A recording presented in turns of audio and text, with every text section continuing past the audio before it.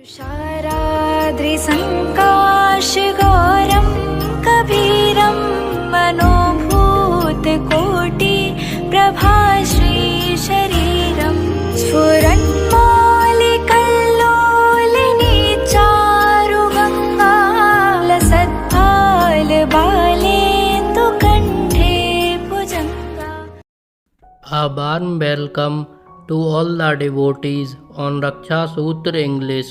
We are going to narrate wonderful holy stories to all the devotees from the book Miracles of Love by Ramdas Ji, an exclusive devotee of Maharaj Ji. Please listen carefully, all the devotees. Maharaj Ji was never in bondage to anything.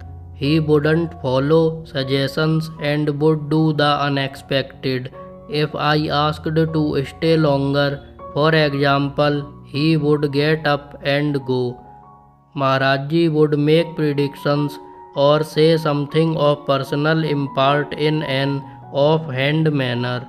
In the middle of a political discussion, often his predictions wouldn't come true. If you wanted a specific prediction from Maharaj Ji, he would often be vague, and he would never give an explanation for his predictions. Anything you can say about him, you can also say the opposite. One time in Vrindavan, Maharaj Ji had called us all over, and I was at the front of the pack as we ran across, entering the room ahead of everyone else.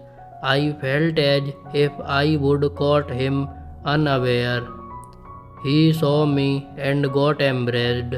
It was as if he would been caught doing something he shouldn't have, as if he were in the cookie jar. He was looking so guilty, and I was trying to figure out what it was I had caught him doing. Finally, I just gave up. He must have been pulling another of his tricks. Once some devotees were with Maharaj Ji at the Ganga, and they proposed to Maharaj Ji that he bath there. He protested, but they urged him and finally succeeded in lowering him into the water from their boat. Maharaj Ji at first acted like he was drowning. Then suddenly he began to swim around the boat. Later, in recounting the incident, Maharaj Ji told everyone that they had tried to drown him.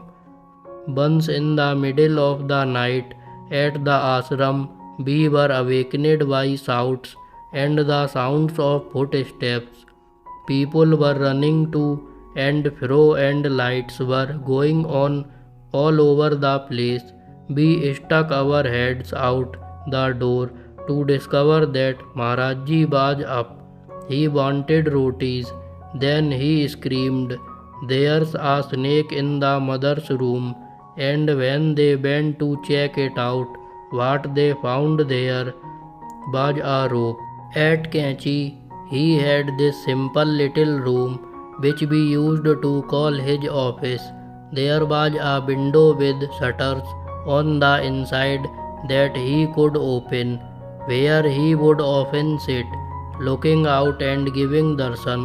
Sometimes he would jump around in that room like a monkey in a cage or press his face to the bars. At other times, someone would come to the window to see him, and he would just slam the shutters closed. He would start off a conversation saying one thing, and then by the end of the conversation he would be making the opposite point.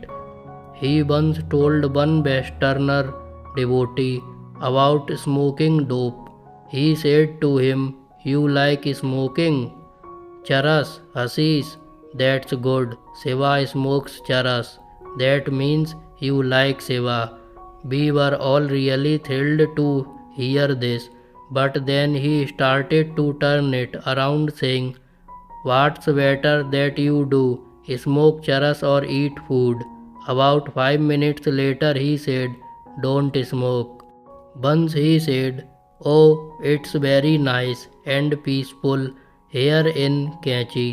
When you come here you can really get peace. Shanti milta hai," means peace is found. Then a few weeks later, some trucks went by on the road and he said, "Oh, this Kanchi so noisy. No peace here. Ashanti." He would gone from Shanti to Ashanti, not peaceful, in the same place. It was sometimes very hard to figure out what Maharajji was saying.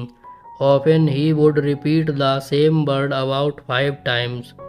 One of his favorite things was saying the same thought over and over again, just rewarding it different ways, drilling it into your head. If it was something about someone getting married, for example, he would say, "You got married, didn't you? No, you didn't. Did you? You did." He would go on like that, back and forth. It was the same way he would play with things. He would pick up something, turn it over, flip it back over, then flip it over again. He would do the same thing with words. He would take a sentence and turn it around and your head with it. One morning, Maharajji greeted his devotees with complaints of a very sore knee. Some devotees took him seriously and they suggested various cures. Others took the complaint lightly and told Maharajji to cure himself, since he was the cause of his complaints. Nevertheless, oils and balms and compresses were applied to the area of pain, all to no avail. Maharajji insisted that these remedies wouldn't work, and what was needed was a certain medicine he would once seen in Dada's home. He called it the mustache man medicine and twirled his mustache to indicate it. He said it was the only medicine that would work. All this meant nothing to this devotee, who couldn't recall any mustache related medicine in his home. Later in the day, the devotee went to the bazaar to buy supplies for the ashram. While in the pharmacy, he noticed a picture of a mustachioed man on a small box containing Sloan's balm, a heat-producing medicine. He purchased it and gave it to Maharajji. Maharajji shouted, "That's it, the mustache medicine." Put it on. Moments after the balm was rubbed onto his knee, Maharajji announced that the pain had vanished and that now he was fine. Janaki and Draupadi were sitting before Maharajji, and Maharajji turned to Janaki and asked, "Who do I like better, you or Draupadi?" Janaki said sweetly, "Why, Maharajji, you love us all the same." Maharajji replied, "Nahi, nahi means no. I like Draupadi better," which of course upset her a great deal. She got up and walked out, heading for the Vrindavan Bazaar in order to run away. What kind of guru has preferences? While she was in the bazaar, she realized that she couldn't run away after all. Wanting to do something nice for someone, she bought a little brass murti of Hanuman and returned to the temple and put it in her room. Immediately afterward, Maharajji caught her and asked her, "Where have you been? What have you been doing? What did you buy?" She told him about the little murti. He told her to bring it to him, and when she did, he handled it a while and looked it over and then told her to give it to me. I don't know if she had meant it for me or if Maharaj Ji initiated that.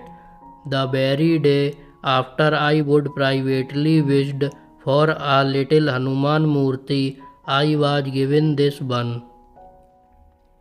I would be alone with Maharaj Ji in his room, and I would want everybody to share this experience. So I would say, Maharaj Ji, they would really love to come in.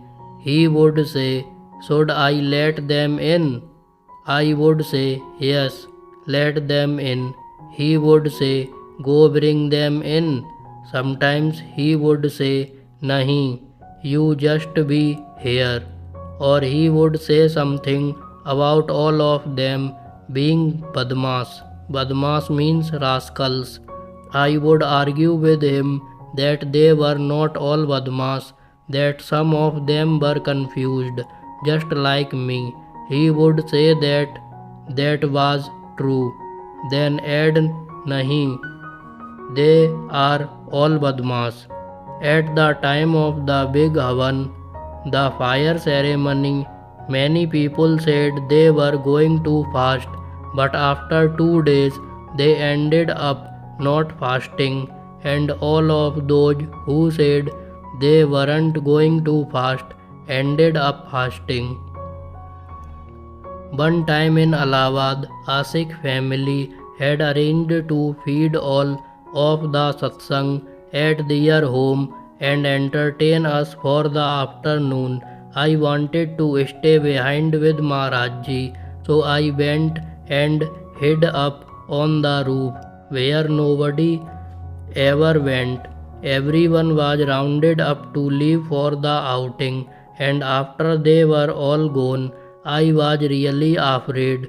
Oh, what's Maharaj Ji going to do when he finds I'm still here? I thought. I asked Didi. Didi means Dada's wife. What Maharaj Ji would do when he found this out. She said, oh, you better talk to Dada. So I went to Dada. Dada, I don't know what Maharaj Ji going to do. He replied, who does? To listen the wonderful holy stories of Maharaj Ji, please like, share, subscribe the channel, and don't forget to ring the bell icon. Write in the comment box, Jai Neem Karoli Baba Ji Maharaj and Jai Ramdas Ji.